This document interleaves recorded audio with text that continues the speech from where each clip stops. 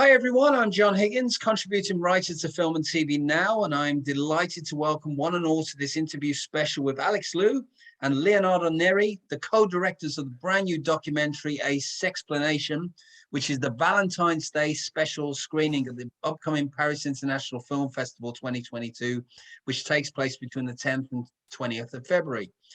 The film is an honest and open odyssey into the meaning and nature of how humanity feels about what sex is in the modern world.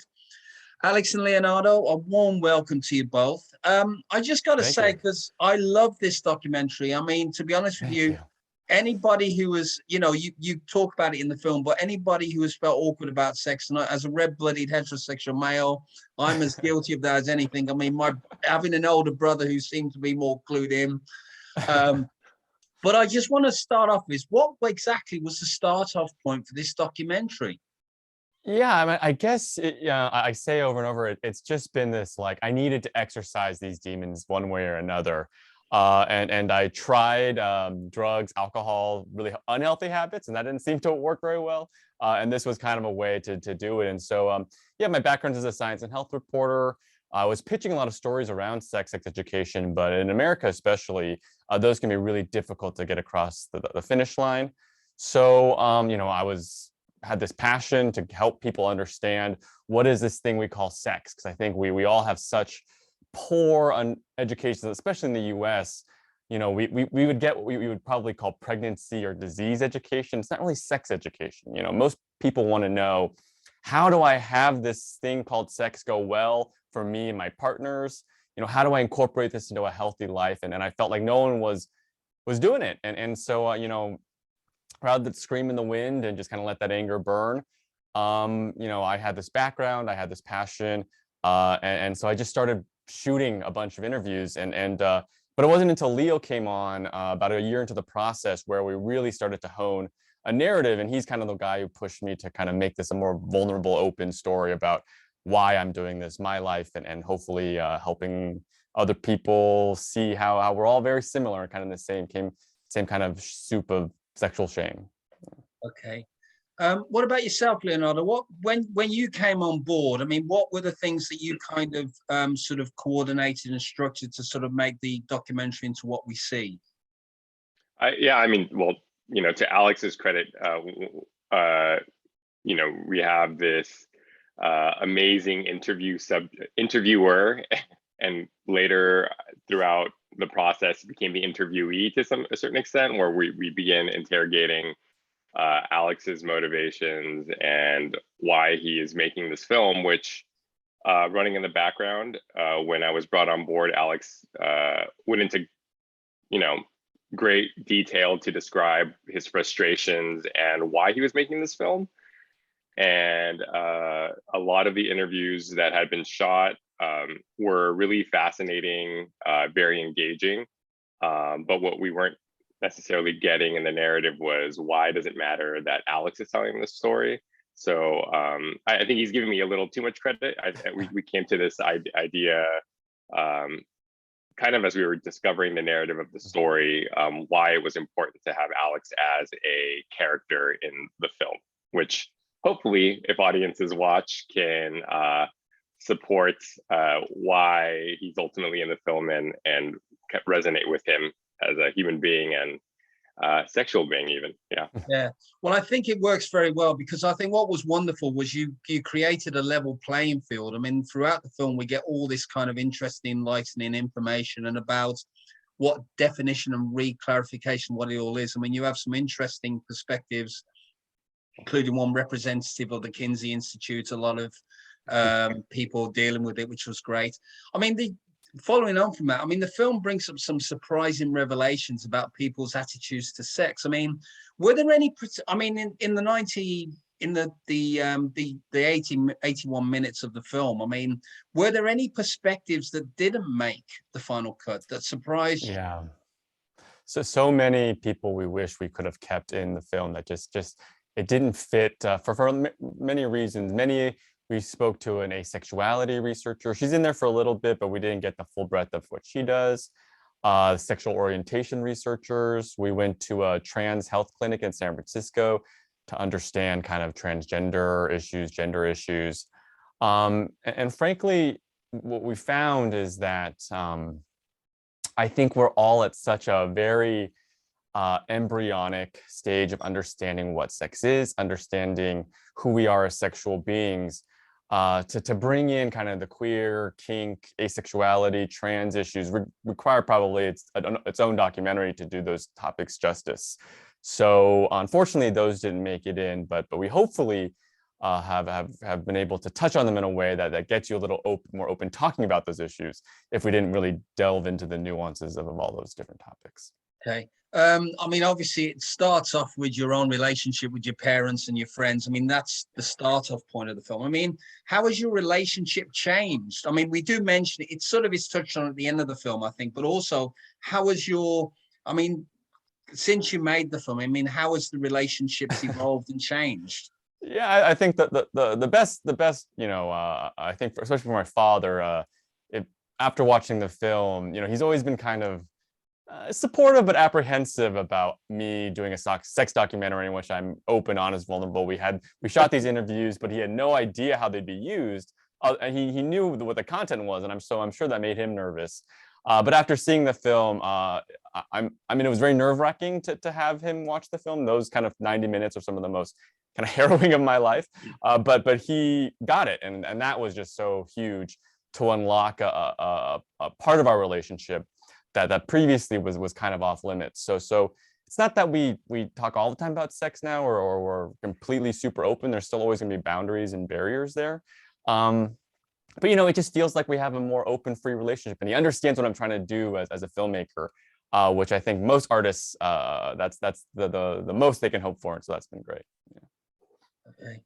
And I mean, in terms of Leonardo, I mean, did anything change for you after you saw the film? I mean, have your own family seen the film? Yeah, I do feel like, I think there is usually this unspoken boundary that you have with people that are very close to you, or people that you've known for an extended period of time, or like, whether it be family or friends that you met in your youth. You kind of don't know, excuse the phrasing, the ins and outs of their, sexuality.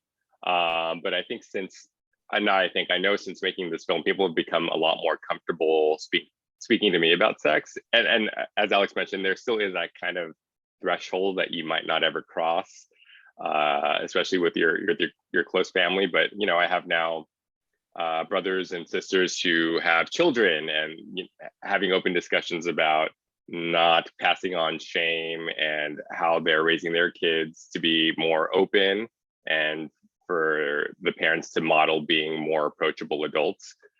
So that's been really neat to see that I mean, I don't want to give the credit completely to the film, but that those discussions are happening, and that they're happening with my loved ones. And also, I now found that a lot of my friends feel very comfortable talking to me about their sexual exploits. So that's kind of been an interesting byproduct, which I welcome. And I've kind of brought this up in conversation, in previous conversations with Alex, but I think one of the gems that I've taken away from this film is to be more sex neutral versus positive or sex negative. I feel most of my life, I think, as an adult, I've been trying to be kind of open and sex positive, but I do feel like there's sometimes some pitfalls that come with that as a culture. So just kind of meeting people where they're at. Not everyone is ready to be pushed or tugged, or so just being open to meeting people where they're at, I think has been a message for me. Okay, so let's talk a little bit. How long did it take to shoot, and how long was the original cut of the film? The first frame was shot in late 2014. So, and then it got to audiences at the beginning of 2021. So about almost 7 years there. Although most of the film is shot kind of around 2018-ish.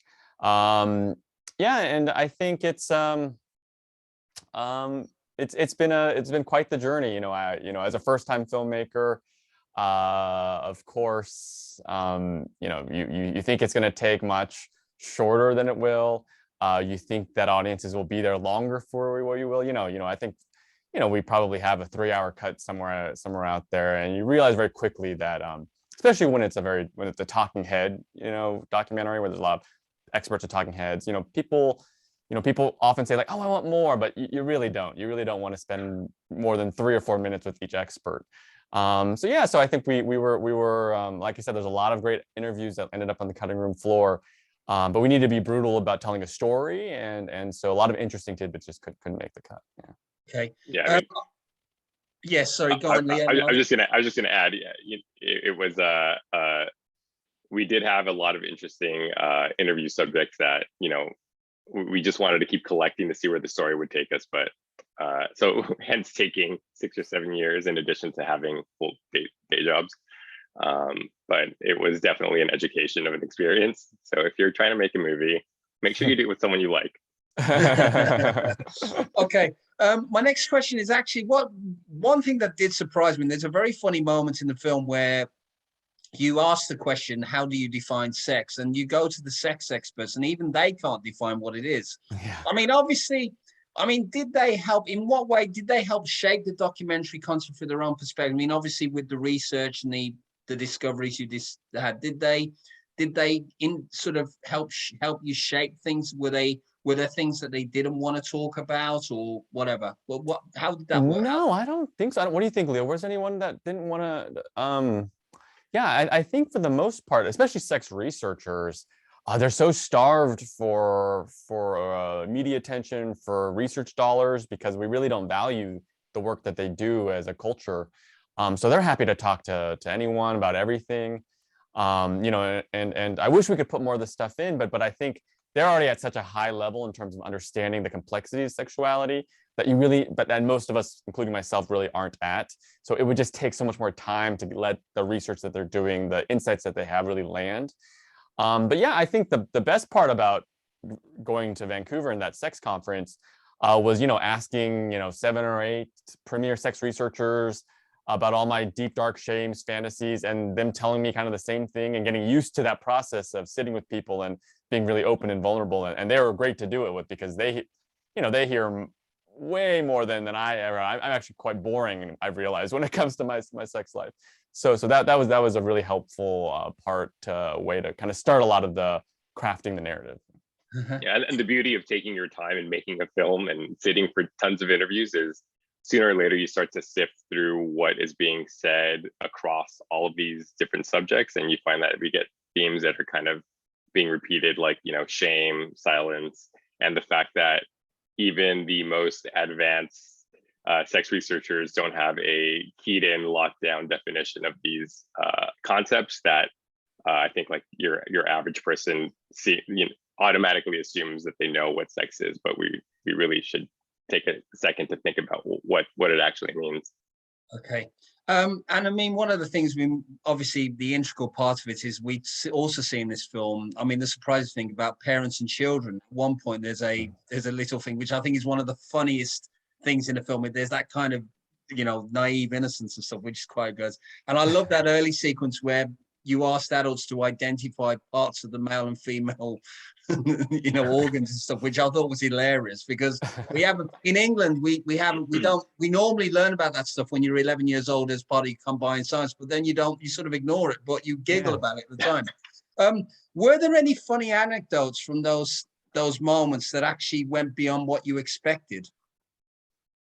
I don't know if beyond what we expected. It pretty much hit what I expect. I mean, I didn't, until I made those big posters, I didn't even know all the parts of the female anatomy. So I was pretty sure most people didn't either, and they didn't.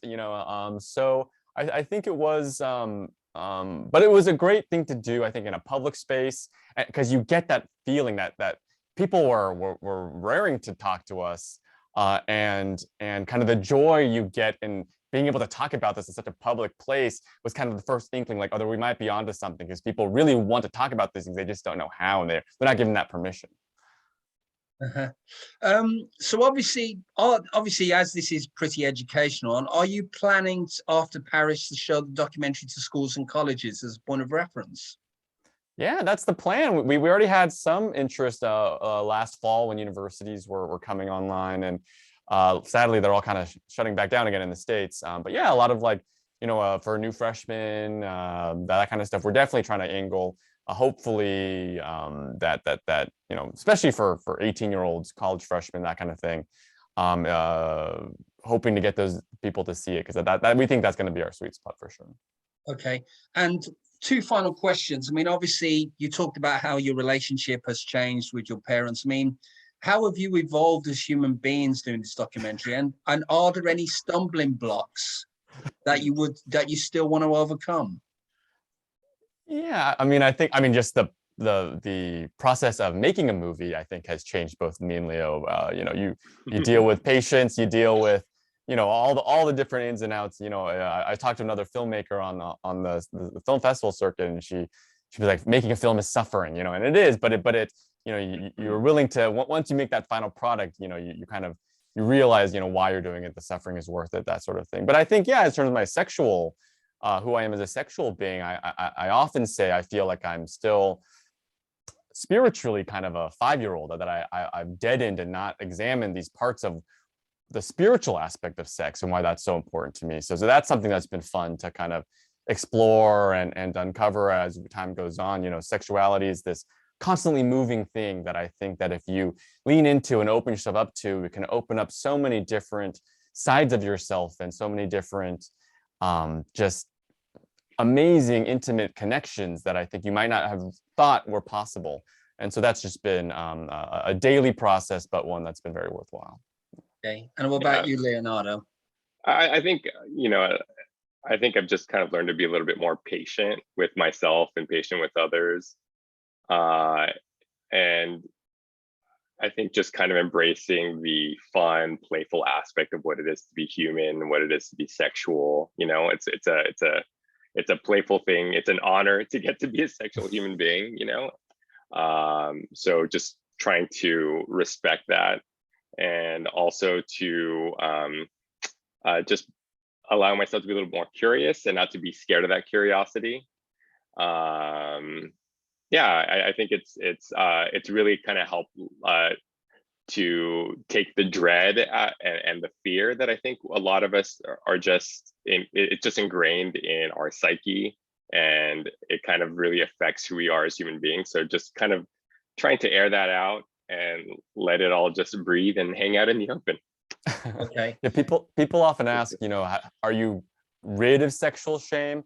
And I don't think I'll ever be rid of sexual shame, but I'm more present when it happens, and I'm more able to work through it when it happens, and that's been great.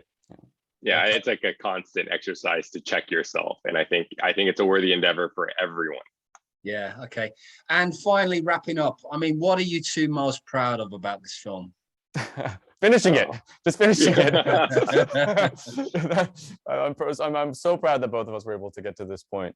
But hearing people who have been in relationships for decades say that the film helped them open up and talk about things they've never talked about before, I mean, that's just been great.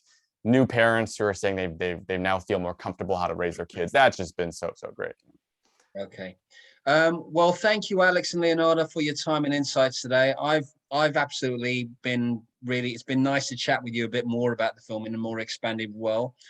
Just generally, people, a Sexplanation plays as part of the Paris International Film Festival 2022, as mentioned at the beginning of the interview, between the 10th and 20th of February. And tickets are available at www.parisintlfest.com. The link to this interview is going to be updated as part of the review, which I gave a really glowing positive review for on filmandtvnow.com. So again, it's a hugely enjoyable film. Do check it out and do support it. In addition, do support indie films and filmmakers, the cinemas as they continue to evolve after the challenges of the last 2 years. And as I say, for more articles, interviews, and reviews, please do go to www.filmandtvnow.com. So thank you, one and all. Thank you. Thank you.